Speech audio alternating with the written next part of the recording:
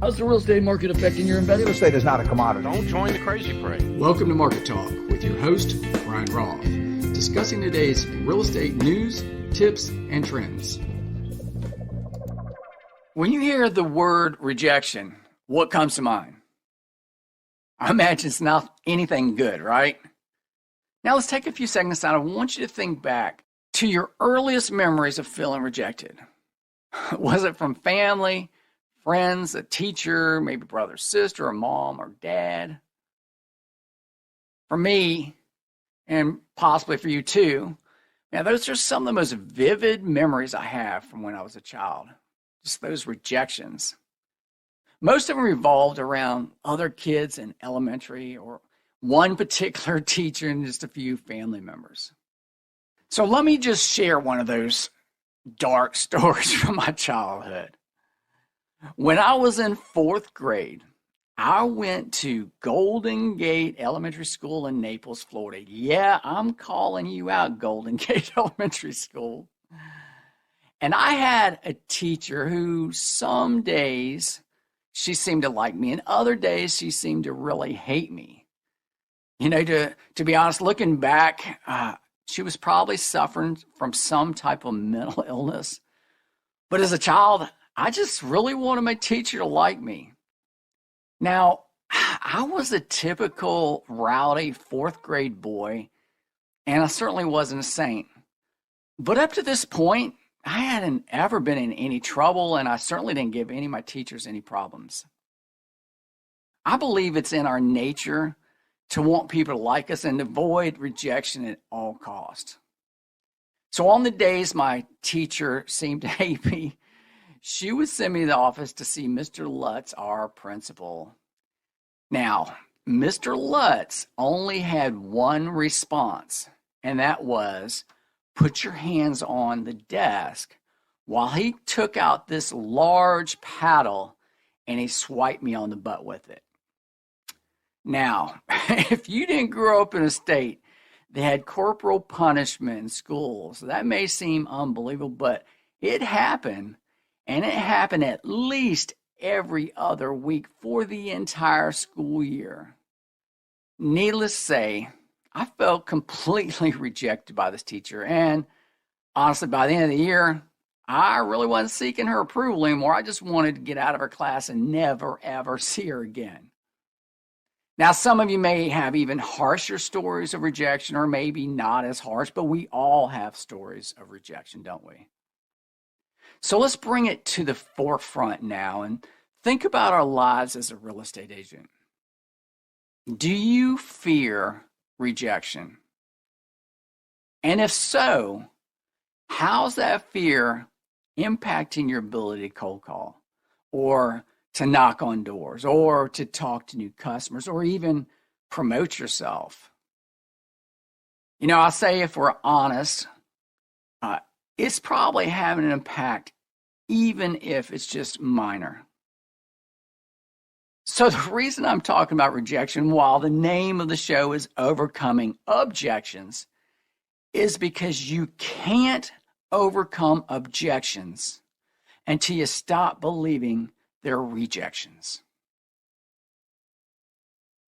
When you're talking to the person who's selling their home on their own and they say no to you selling their home, it is not a rejection of you personally. It's an objection to what you're offering them. Now, it's not rocket science. Just put yourself in their positions. Someone calls you up and says, hey, you should stop selling real estate and start selling cars. You know, what are you going to say to that?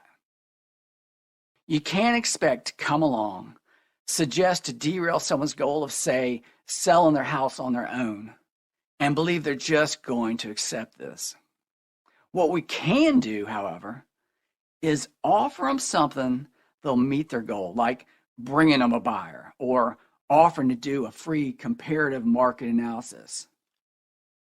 We also can't expect people to be open to accepting something from us that doesn't meet a need. Now, I recently received a call from a person wanting to sell me specialty clothes.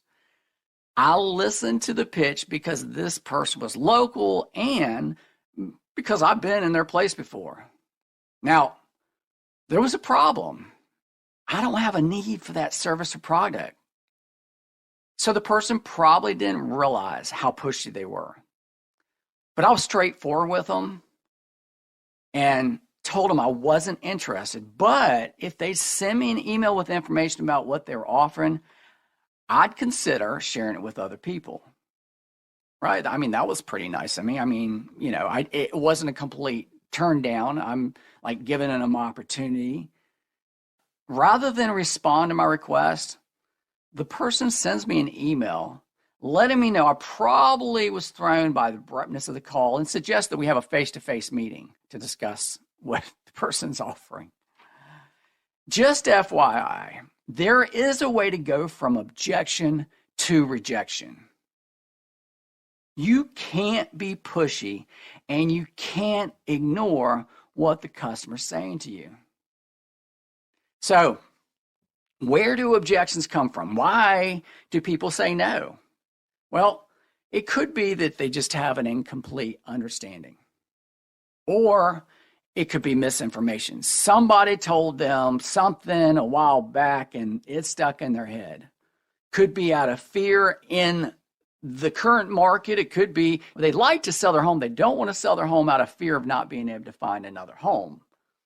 It could be uncertainty or things are moving too fast. Now, there's a lot of different methods for overcoming objections out there, and I'm going to share one of those methods with you in just a minute. But first, understand this.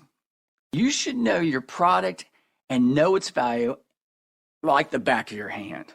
You also need to understand that you're selling yourself. You can't be pushy, and you can't come across as sounding fake. Next, you gotta be a good listener so you can align yourself with their goals. And then also, if the person lacks motivation, it's going to be almost impossible to overcome that. Just move on. So, here's a 4-step process you can use when you get an objection. Number 1, you want to clarify the objection. Ask questions to make sure you understand exactly what the objection is. You may have been thinking while they were giving you this objection about what you're going to say. You've got to listen. You've got to clarify exactly what the objection is. And second, dignify the objection. Let them know you respect their position. Empathize with them if you can.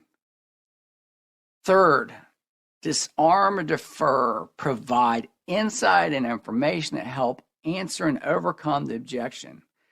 And with prospecting, you may be able to use the objection to leverage an appointment, but remember, don't be pushy.